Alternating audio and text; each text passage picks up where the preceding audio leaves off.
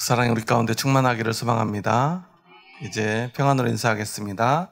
주님의 평안이 여러분과 함께. 옆 사람과도 인사하겠습니다. 부드럽고 따뜻한 사람이 됩시다. 겸손한 사람이 됩시다. 가을비가 내리고 나니까 진짜 가을이 온 것 같습니다. 이제 여름이 조금 끝난 것 같은데요. 지난 주간에 날씨가 좀 시원해진 것 같아서 산에 오랜만에 가봤는데요. 단풍이 이제 예쁘게 물들기 시작을 하더라고요. 가을에 가물으면 단풍이 들기 전에 잎이 말라버리는데 올해는 이렇게 비가 내려서 아마도 단풍이 예쁘게 물들 것 같습니다. 산을 오르다 보니 그런 생각이 들더라고요. 내가 왜 이렇게 힘든 길을 올라가고 있나. 그런데 올라가다가 중간중간에 멈춰서서 주변을 둘러보니까 그렇게 풍경이 예쁠 수가 없습니다. 그래서 예쁜 단풍나무를 사진 찍기도 하고요. 하늘을 찍어보기도 했습니다. 그러면서 그런 생각이 들더라고요. 어쩌면 우리의 신앙생활이 이렇게 등산하는 것과 비슷하구나 라고 말이죠. 그 가는 길이 쉬워서가 아니라 그렇게 올라가다 보면 우리가 알지 못했던 아름다운 것들을, 소중한 것들을 보게 되고 깨닫게 되기 때문에 그것이 너무나 아름답고 소중해서 우리는 힘들어도 땀이 나도 때론 다리 아래 베기고 숨이 차도 우리는 그 길을 오르게 되는구나 라고 말이죠. 오늘 예수님은요, 제자들을 데리고 그의 인생의 마지막 순간들을 함께하고 있는데요. 계속해서 예수님은 자신이 가는 길이 그저 좋은 길, 또 제자들이 생각하듯이 유대의 왕이 되는 길이 아니라 내가 죽어야 된다. 내가 죽으러 간다. 내가 반드시 죽어야만 한다라고 3번이나 말했습니다. 그 길이 얼마나 힘들고 어려운 길인지를 예수님은 아셨죠. 그리고 제자들에게도 말했습니다. 그런데 오늘 세베대의 아들 야고보와 요한이 예수님께 묻습니다. 우리 한번 35절 말씀 함께 읽어볼까요? 세베대의 아들 야고보와 요한이 주께 나와 여짜오되 선생님이여 무엇이든지 우리가 구하는 바를 우리에게 하여 주시기를 원하옵나이다. 아멘. 그러자 예수님이 말합니다. 너희에게 무엇을 하여 주기를 원하느냐. 그러니까 우리가 너무나 잘 알고 있는 말을 그들이 합니다. 37절의 말씀입니다. 여짜오되 주의 영광 중에서 우리를 하나는 주의 우편에 하나는 좌편에 앉게 하여 주옵소서. 요즘으로 말하면 이런 걸 뭐라고 하죠? 청탁이라고 하는 거죠. 공무원들은 청탁금지법 때문에 얼마 이상 받으면 안 되죠? 얼마 이상 주어서도 안 되고요. 네, 금액이 조금 적용하기에 따라 다르더라고요. 그런데 중요한 것은 청탁을 하는 이유입니다. 우리가 청탁이라는 것을 하는 이유는 무엇이죠? 손해를 보기 위함입니까? 이익을 보기 위함입니까? 다행히 어떤 이익을 위함이죠. 세베대의 아들들. 이 세베대라고 하는 사람은요, 이 갈릴리에서 가장 크게 많은 배를 가지고 고기를 잡고 그것을 유통하던 아마도 지금으로 말하면 굉장히 큰 부자였을 거예요. 그러다 보니까 야고보와 요한은 굉장히 풍족하고 여유롭게 살았던 사람처럼 느껴져요. 나중에도 보면요, 베드로가 예수님을 따라서 대제사장의 뜰에 들어가려고 하는 사람들이 가로막아요. 그때 누가 그 문을 열어주죠? 요한이 문을 열어줘요. 사람들에게 내가 아는 사람입니다 하니까요, 그냥 통과가 돼요. 왜 그랬을까요? 그의 아버지 세베대가 그 지역에서는 굉장히 유력한 사람이었기 때문입니다. 그렇게 유력한 사람의 아들들, 풍족하게 살았던 그 야고보와 요한이 예수님을 따라가요. 그 이유가 무엇인지가 오늘 분명하게 드러나고 있어요. 바로 예수님이 유대의 왕이 되면 그의 오른편과 왼편에 앉기를 원했던 것입니다. 그런데 지금 이렇게 질문하고 있을 이때는요, 이미 이 제자들이 예수님과 3년을 함께 동고동락하면서 하나님의 나라를, 그리고 하나님의 말씀을, 그리고 예수님이 가야 할 그 길에 대해서 배우고 있던 때입니다. 저는 이런 모습을 보면서 우리의 신앙의 모습을 생각하게 돼요. 우리는 보통 교회를 오래 다니면 신앙이 좋아질 거라고 생각합니다. 여러분은 교회를 몇 년이나 다니셨습니까?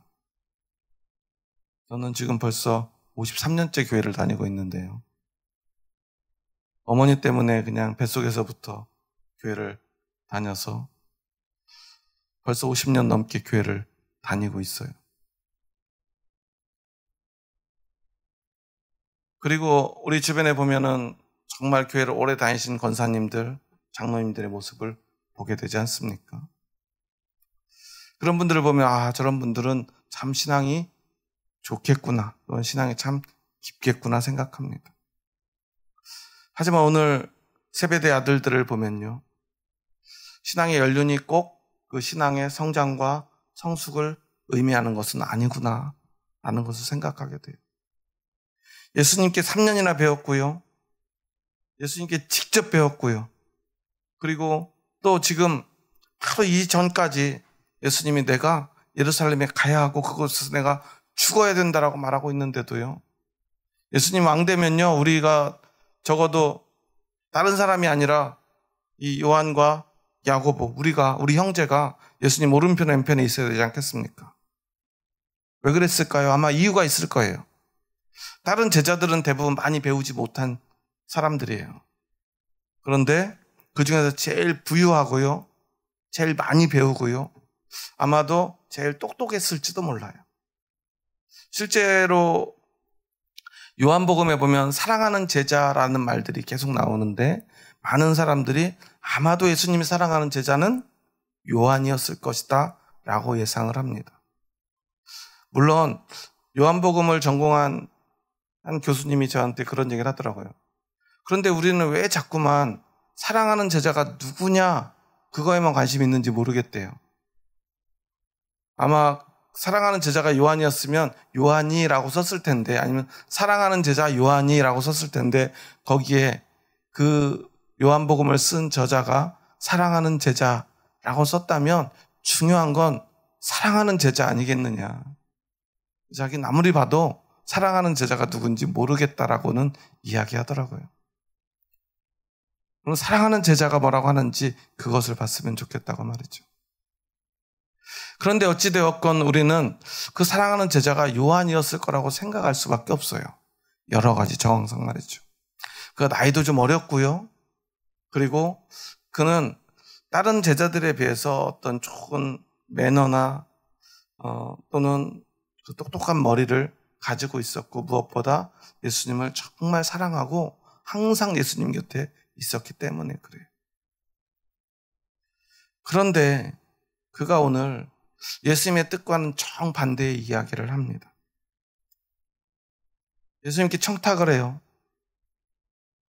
저를 제일 높은 자리, 예수님보다 높을 수 없지만 예수님 옆에서, 예수님과 같은 자리에서 예수님이 권세를 얻으면, 여기선 영광이라고 말했는데요, 영광 중에서 우리를 하나는 주의 우편에 하나는 좌편에 앉게 하여 주옵소서 라고 말합니다. 우리는 이 모습을 통해서 우리의 신앙이 그저 시간이 지나고요, 많은 것을 배운다고 해서 성장되는 것은 아님을 기억해야 합니다. 아니, 어쩌면 우리가 오래 교회를 다닌다는 것, 오래 신앙생활을 한다는 것은 오히려 습관적이 되거나 형식적이 될 수 있다는 사실을 기억해야 합니다. 사람들은요, 교회를 오래 다녀서 교회에 더 많은 문제를 일으키기도 해요. 제가 다녔던 교회들도요, 항상 교회에 문제가 생기면 그 주역들이 대부분 교회를 오래 다닌 분들이었어요. 장로님이거나요, 권사님이거나 또는 목사님이었습니다.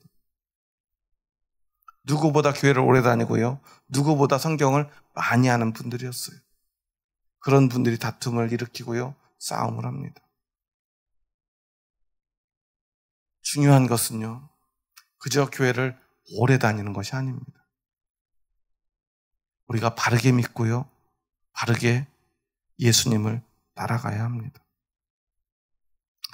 성경에 보면요, 처음에는 신앙이 좋다가 나중에 오히려 더 나빠진 사람들을 보게 돼요. 대표적인 인물이 솔로몬 왕인데요. 그는 왕이 되자마자 하나님께 1000번제를 드립니다. 그래서 뭘 받죠? 하나님께 축복도 받고요, 지혜도 받아요. 그래서 이스라엘 역사상 가장 강한 나라를 만들게 됩니다. 그가 얼마나 풍족한지요, 세계 역사에서 가장 부자인 왕이다라는 말까지 합니다. 물론 그게 사실인지 아닌지 우리가 확인할 길은 없습니다. 그런데 문제는요, 그가 얼마나 큰 나라를 만들고 많은 부를 누렸느냐가 아니에요. 그가 인생의 말년에는 결국 우상을 섬겼다는 사실입니다. 어떤 게 진짜 솔로몬의 모습입니까? 사울 왕은 어떻습니까?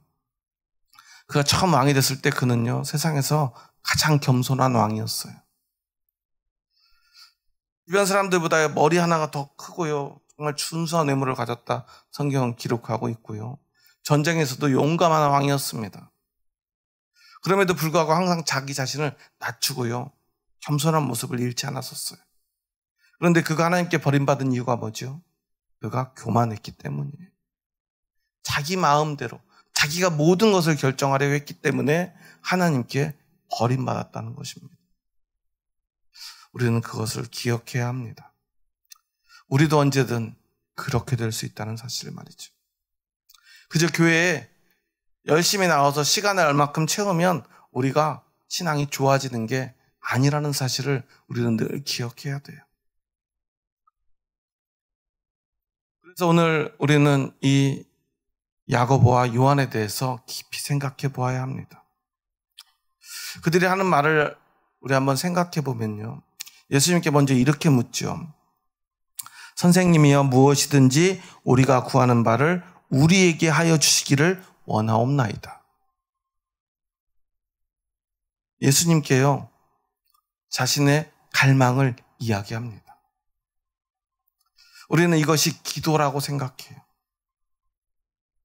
기도를 잘한다는 것은 무엇입니까? 많은 사람들이요, 우리 철야 예배나 이럴 때 함께 기도하다 보면 부러워하는 사람들이 있어요. 기도를 잘하는 사람입니다.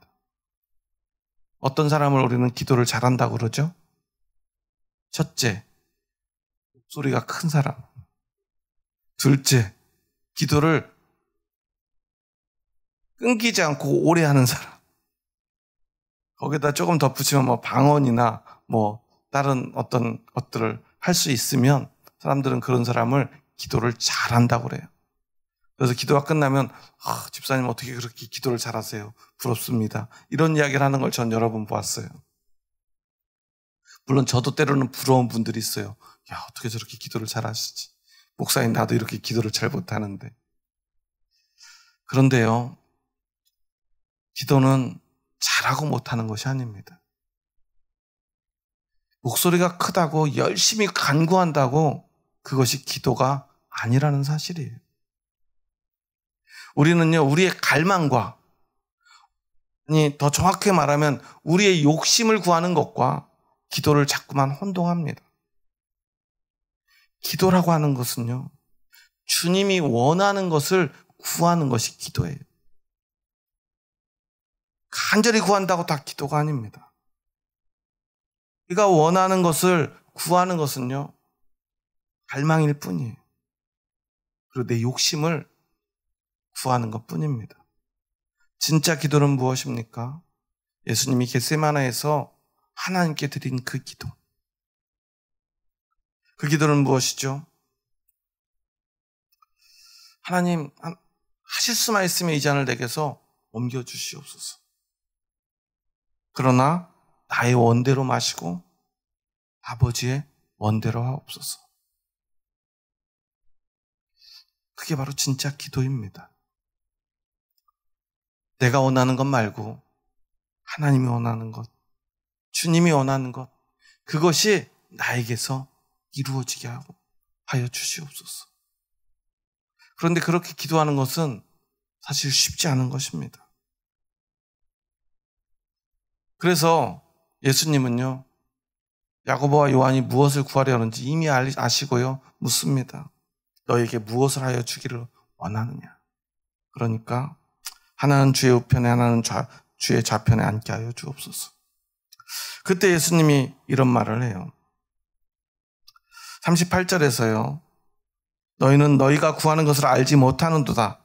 내가 마시는 잔을 너희가 마실 수 있으며 내가 받는 세례를 너희가 받을 수 있느냐. 내가 마시는 잔과 내가 받는 세례를 너희가 받을 수 있느냐. 예수님이 마셔야 될 잔은 무엇이죠? 겟세마네에서 예수님이 기도한 대로 우리가 생각해 보면요, 그 잔은 바로 십자가의 고난이 아닙니까?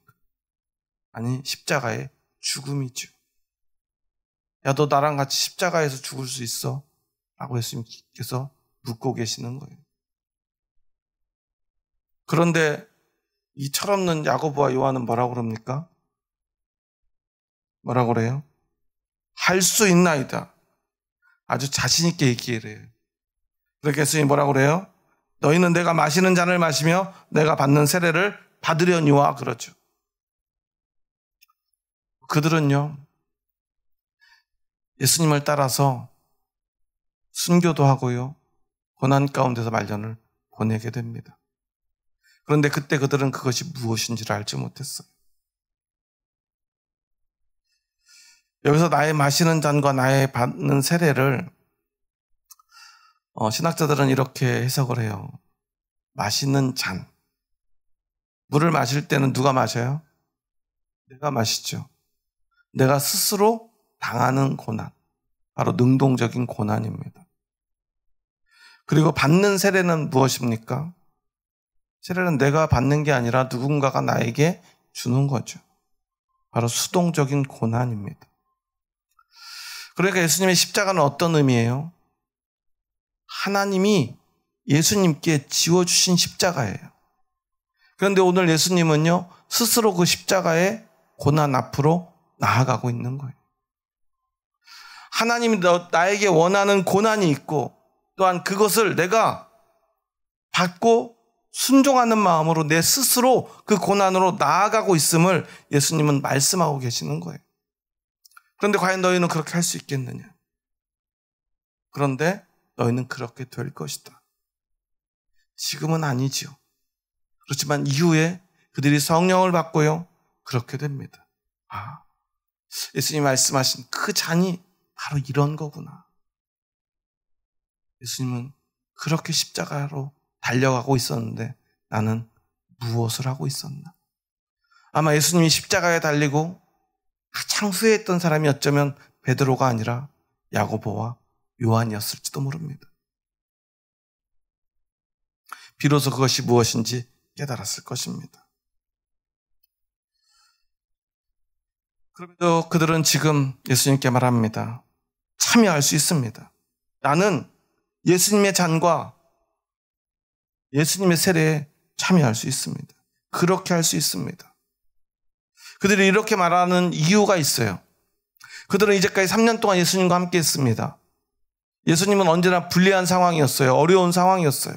하지만 그 모든 것을 다 이겨냈습니다. 5,000명이 모여가지고요, 다 굶어 죽게 생겼는데 예수님은 오병이어의 기적을 일으키셨어요. 풍랑이는 바다에서 다 빠져 죽게 생겼는데요, 예수님은 물 위를 걸어오셨습니다. 병든 자가 찾아옵니다. 도저히 고칠 수 없는 병인데요. 예수님은요, 어떤 병이든 척척 고치셨습니다. 사랑하는 친구가 죽었을 때는 어떻습니까? 죽은 자를 살려냈습니다. 그러니 요한과 야고보는 생각합니다. 그래, 유대인의 왕이 되려면, 예루살렘 성을 가지려면 어떤 고난이라도 그렇게 이겨내시겠지. 예수님, 저도 예수님 옆에서 함께 그 고난을 이겨내겠습니다. 그리고 기어이 예수님이 왕이 되는 것을 보겠습니다. 그러니 그들은 외쳤던 것입니다. 할 수 있습니다. 그런데요, 어쩌면 그 모습이 우리의 모습인지도 모릅니다. 여러분 왜 열심히 기도하고 열심히 신앙생활하죠? 여러분의 인생이 성공하고 싶어서이지 않습니까? 여러분의 원하는 것을 얻고 싶어서가 아닙니까? 우리는요, 예수님과 함께하면 당연히 성공할 것이라고 믿습니다. 열심히 기도하면 잘 될 거라고 믿어요. 그런데 우리 신앙생활에 자꾸만 혼란이 옵니다. 나는 열심히 믿었는데, 열심히 기도했는데, 남들보다 더 잘했는데, 더 정직하게 살았는데, 더 바르게 살았는데, 말씀을 더 잘 지켰는데 왜 일이 잘 안 될까? 그때 우리는 혼란스럽습니다. 내가 기도를 잘못했나? 뭐가 잘못됐지? 신앙생활에 문제가 있었나? 자꾸만 나를 점검하게 되고요. 내 모습을 돌아보게 되고요. 신앙이 뭔가 잘못됐을 거야 라고 생각합니다. 아니, 혹시 예수님이 뭔가 이런 것은 안 해주시나? 아니, 못 하시나? 이런 생각까지도 하게 됩니다. 예수님이 안 계신 것은 아닐까? 하나님의 나라가 없는 것은 아닐까? 자꾸만 혼란스러워합니다. 문제의 근원이 무엇인지를 계속해서 찾아내려 하고요. 그것 때문에 힘들어합니다. 그것이 우리의 모습입니다. 하지만 여러분, 어차피 싸워서 이길, 당연히 승리할 싸움이니까 내가 좀 힘들더라도 끝까지 싸우겠습니다 라고 이야기했던 야고보와 요한과 같은 그 태도, 그것이 믿음이 아니라 예수님이 원하는 건요, 예수님과 예수님의 잔을 마시고요, 예수님의 세례를 함께 받는 것, 즉 완전한 죽음, 완전한 부끄러움, 그리고 완전한 실패 가운데 우리 함께 가자라고 예수님은 말씀하고 계시는 거예요. 내가 잘 싸워서 승리하는 게 아니라 우리는 완전히 실패하는 것입니다. 예수님이 섬김에 대해서 이야기하죠. 예수님의 섬김은 무엇이라고 말합니까? 45절에 보면 인자가 온 것은 섬김을 받으려 함이 아니라 도리어 섬기려 하고 자기 목숨을 많은 사람의 대속물로 주려 함이라고 말합니다. 예수님이 세상을 섬긴 건요, 오병이어 기적으로 잘 먹이고요, 병든 자를 살리고요, 풍랑을 건너고요, 죽은 자를 살리는 것이 아닙니다. 예수님이 앉으신 가장 영광스러운 자리는 어디입니까? 바로 발가벗겨져서 피 흘리며 십자가에 달리신 그 자리입니다. 예수님은요, 오직 그것을 위해서 오셨어요. 예수님의 본질은요, 예수님의 영광은요, 오직 십자가뿐입니다. 예수님이 이 땅에 오신 이유도 십자가고요, 예수님이 하나님의 진짜 기쁨이 된 순간도 십자가이고요, 예수님이 하나님의 사명을 완성한 순간도 십자가이고요, 예수님이 이 땅의 모든 사단의 권세를 물리친 것도 세상에서 숨을 거두시던 순간이라는 사실입니다. 우리는 그것을 믿는 사람들이에요. 오직 예수님의 십자가를 따르겠노라 믿음으로 고백하는 사람들입니다. 오직 십자가뿐입니다. 그런데 우리는 십자가 말고 자꾸만 다른 것을 달라고 합니다. 야고보와 요한처럼 영광을 달라고 합니다. 영광의 자리에 앉혀달라고 합니다. 예수님의 좌편과 우편에 앉고 싶어 합니다. 물론 그것은 영광스러운 일입니다. 하지만 예수님의 그 가장 영광스러운 왕자는 어디입니까? 바로 십자가 위가 아닙니까?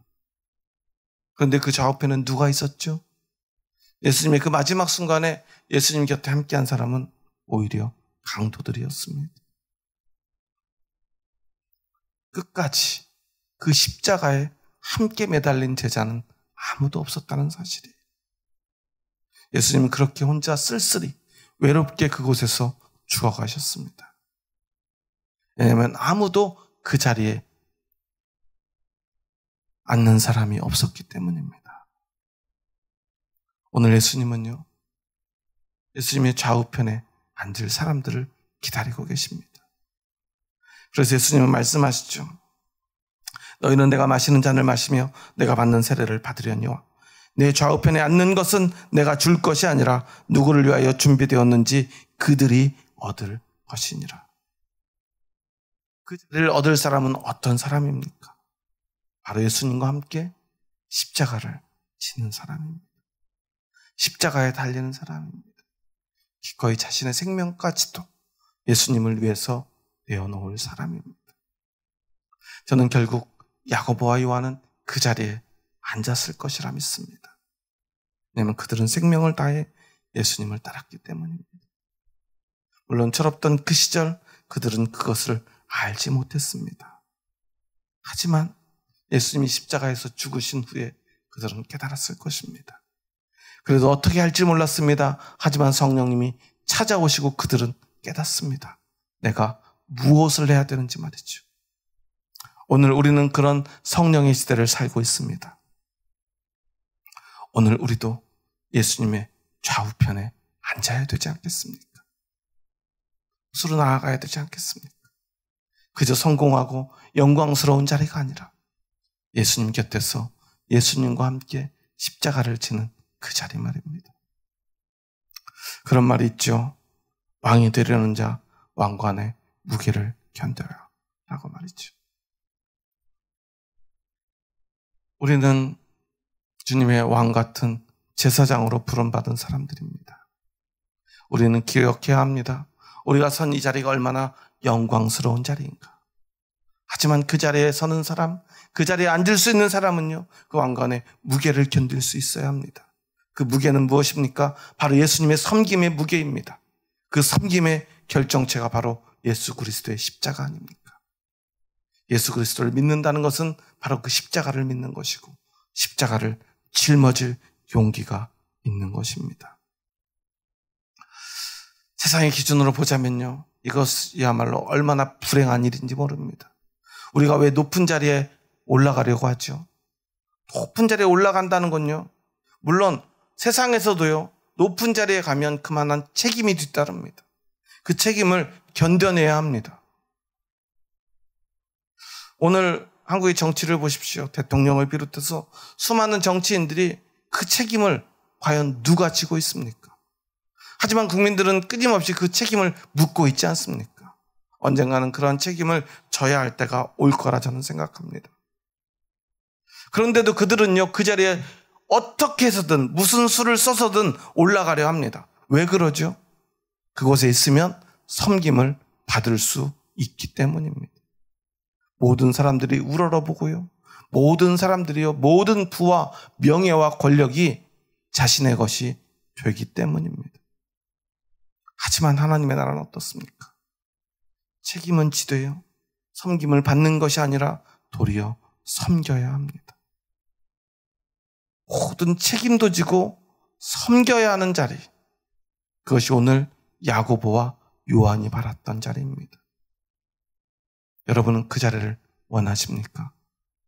그럼에도 불구하고 그 자리에 앉기 원하는 사람들, 그런 사람들을 우리는 그리스도인이라 부릅니다. 여러분은 그리스도인이십니까? 예수님이 오늘 우리를 그 자리로 부르십니다. 누가 그 자리에 앉을지 알 수 없다고 하셨습니다. 하지만 누구를 위하여 준비되었든지 그들이 얻을 것이라 말합니다. 바로 여러분입니다. 바로 저와 여러분이 그 자리에 준비된 사람임을 여러분 기억하시기 바랍니다. 우리가 대단해서가 아닙니다. 예수님이 우리를 위해 십자가를 대신 짊어지셔 주셨기 때문에 우리는 아무것도 아닐지라도, 아무것도 할 수 없는 사람일지라도, 보잘것없는 사람일지라도 우리가 그 길에 갈 수 있고 그 자리에 앉을 수 있는 것입니다. 우리가 십자가 질 수 있는 것, 우리가 대단해서가 아닙니다. 우리가 특별히 희생정신이 뛰어난 사람이라서가 아닙니다. 하나님이 예수 그리스도의 십자가의 그 은혜를 우리에게 주셨기 때문입니다. 여러분 이것을 믿으십니까? 그렇다면 여러분 우리 함께 십자가를 지고 주님의 좌편에, 주님의 우편에 앉읍시다. 그리고 끝내 그 십자가를 지고 주님의 영광에 참여하는 저와 여러분 될 수 있기를 주님의 이름으로 축원합니다. 우리 한번 마지막으로 이렇게 인사하고 오늘 말씀을 마쳤으면 좋겠습니다. 옆 사람 보면서 한번 이렇게 인사해 볼까요? 우리 함께 십자가를 지는 사람이 됩시다. 교회만 오래 다니는 사람 되지 맙시다. 예수님 따라가는 사람이 됩시다.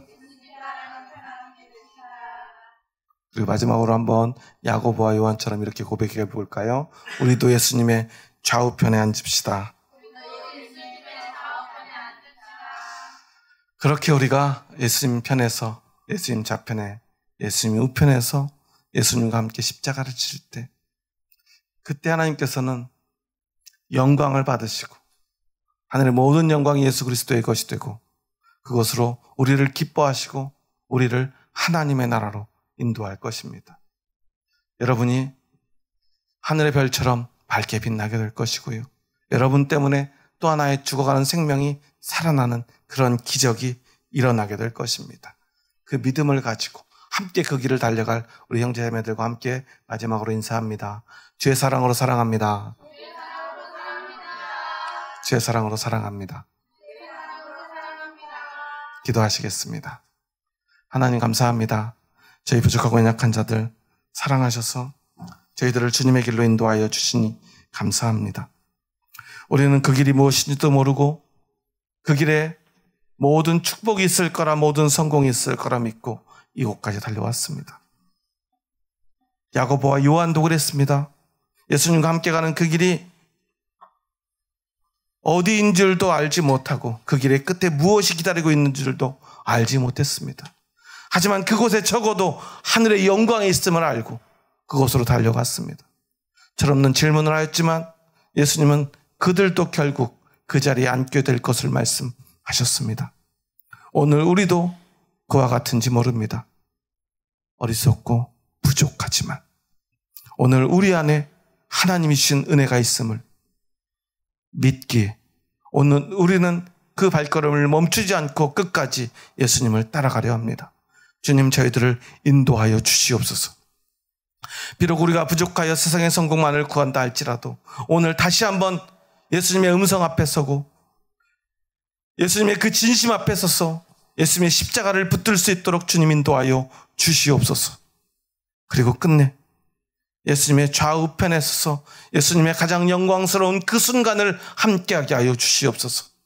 가장 비참하였지만 가장 부끄러웠지만 하지만 하나님의 가장 큰 기쁨이 되는 그 순간, 세상을 구할, 세상을 살릴 그 능력이 생겨나는 그 순간, 십자가의 죽음의 순간을 우리가 함께하게 하여 주시옵소서.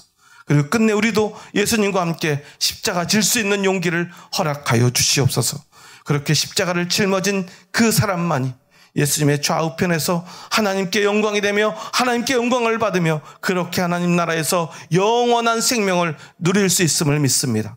주님, 그 영원한 나라 향해 가는 이 믿음의 발걸음을 멈추지 않게 하여 주시옵소서. 예수님의 이름으로 기도합니다. 아멘.